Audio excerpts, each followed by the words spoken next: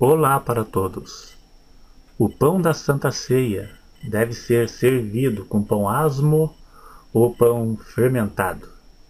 Embora a Bíblia, no Novo Testamento, não diga nada se era servida o pão com fermento ou asmo, mas podemos ter como base o Velho Testamento e aquilo que a Bíblia diz acerca do pão fermentado e o que simbolizava. A Santa Ceia servida por Jesus em Lucas capítulo 22, versículo 15 ao 20, e a citada por Paulo em 1 Coríntios capítulo 11, do 17 ao 29, não fala nada se foi servida com pão asmo ou com fermento. O pão da Santa Ceia representa o corpo de Cristo, e o vinho representa seu sangue. Comer e beber o cálice significa aceitar a morte sacrificial de Cristo. Só é válido para quem tem comunhão com Deus. Quem toma a Santa Ceia em pecado atrai condenação para si e é culpado de crucificar de novo a Cristo e fica sujeito ao juízo divino.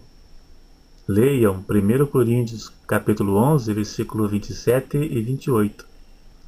O pão asmo era comido no Velho Testamento junto com o Cordeiro Pascual.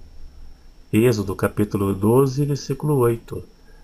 O fermento simbolizava o pecado e a corrupção. Êxodo capítulo 13, versículo 7. Os pães asmos representavam a separação entre os israelitas redimidos e o Egito. Veja o que Jesus disse acerca dos fariseus, em Mateus capítulo 16 e versículo 6. Acautelai-vos do fermento dos fariseus e dos saduceus. Aqui o fermento é símbolo do pecado. Jesus chamou de fermento a doutrina dos fariseus. Em Gálatas, capítulo 5, verso 9, diz que um pouco de fermento leveda toda a massa. Um pequeno pecado pode levar a pessoa a pecados maiores. Um abismo chama outro abismo. Salmo 42, versículo 7. Uma pessoa sem comunhão com Deus pode influenciar uma multidão dentro da igreja.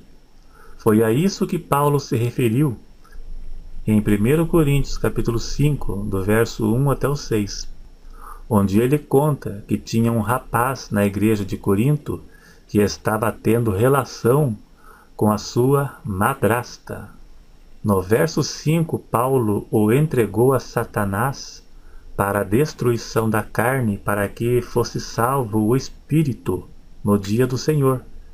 No verso 6, Paulo disse que um pouco de fermento faz levedar toda a massa. O que Paulo se referiu? A igreja estava tolerando aquele pecado dentro da igreja. Nenhum tipo de pecado dentro da igreja jamais deve ser tolerado, pois isso pode influenciar outras pessoas e o fermento do pecado leveda e incha muitas pessoas da congregação. E acaba se transformando isso naquilo que vemos hoje. Igrejas que antigamente abominavam o pecado, aquilo que era abominável há 30 anos atrás, vamos supor, hoje é aceito. Eu digo isso porque há 32 anos, mais ou menos, é que nós conhecemos a igreja, né?